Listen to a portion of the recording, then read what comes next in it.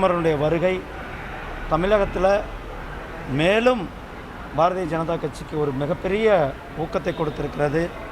பிரதமர் அவருடைய வருகை தமிழ் மக்களுக்கு ஒரு மிகப்பெரிய நம்பிக்கை கொடுத்திருக்கிறது. பிரதமர் அவர்கள் கடந்த 10 ஆண்டுகளாக ஒரு சிறந்ததொரு நல்லாட்சியை கொடுத்து கொண்டிருக்கிறார்கள்.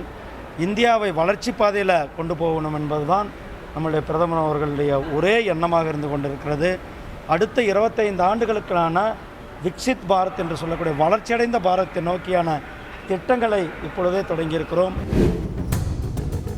இந்த தேர்தலில் மக்கள் அமைதியான ஒரு புரட்சியை நடத்த இருக்கிறார்கள். என்னதான் பாரதிய ஜனதா மற்றும் சங் பரிவார்கள் சூது செய்தாலும் சூழ்ச்சி செய்தாலும் அனைத்தையும் முறியடித்து அவர்களை ஆட்சி பீடத்திலிருந்து அப்புறப்படுத்துவார்கள் என்று பெரிதும் நம்புகிறேன்.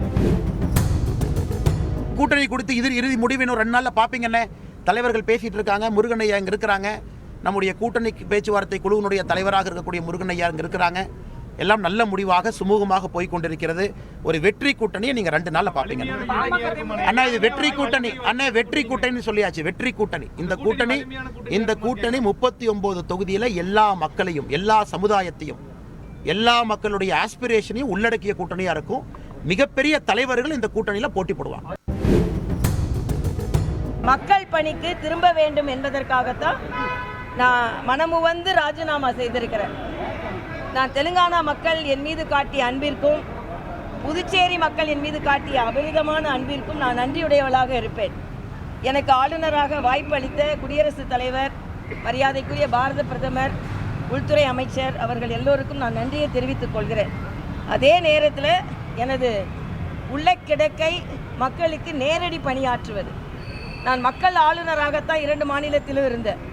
ஆக தீவிரமான மக்கள் பணி ஆற்றுவதற்காக என் விருப்பத்தின் பேரில் நான் ராஜினாமா செய்திருக்கேன். என்னோட ராஜினாமா முதலில் ஏற்றுக்கொள்ளப்பட வேண்டும். அதற்கப்புறம் எனது வருங்கால திட்டத்தை உங்கள்கிட்ட நேரடியாகவே நான் தெரிவிக்கிறேன். இப்போது நான் ராஜினாமா செய்திருக்கிறேன். மக்கள் பணிக்காக செய்திருக்கிறேன் என்பது உண்மை. மோடியை எதிர்த்து விட்டால் இன்னைக்கு நீதிமன்றத்தை காட்டி, இடியை காட்டி, வருமான வரித்துறை காட்டி, சகல அதிகாரங்களை வைத்து எல்லா விதமான உரிமைகளை பறிக்கக்கூடிய ஒரு ஆட்சியாக இருக்கிறது.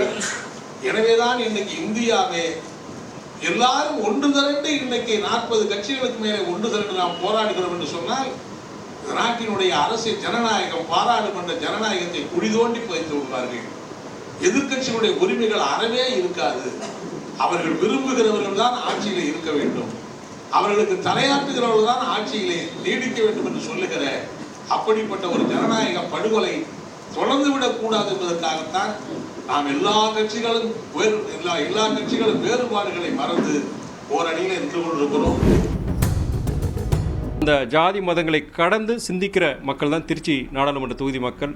இன்றைக்கும் அவங்க ஒரு நல்ல ஒரு அரசியல்வாதிகளை வரவேற்கும் மக்கள் தான் திருச்சி நாடாளுமன்ற மக்கள். அதனால் அவங்களுக்கு பெரிய ஒரு சவால்கள்னு எதையும் சொல்ல முடியாது.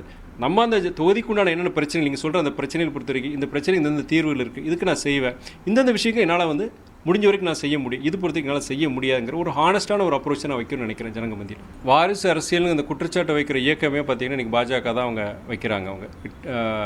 அவங்க நான் சொன்ன அந்த வாரிசு அரசியலை அவங்க சொல்கிற அளவுக்கு, குற்றஞ்சாட்டுற அளவுக்கு அவங்களுக்கு அந்த எந்தவித உரிமையும் கிடையாது, தார்மீகத்தை எல்லாத்தையும் இழந்துட்டாங்க. அவங்க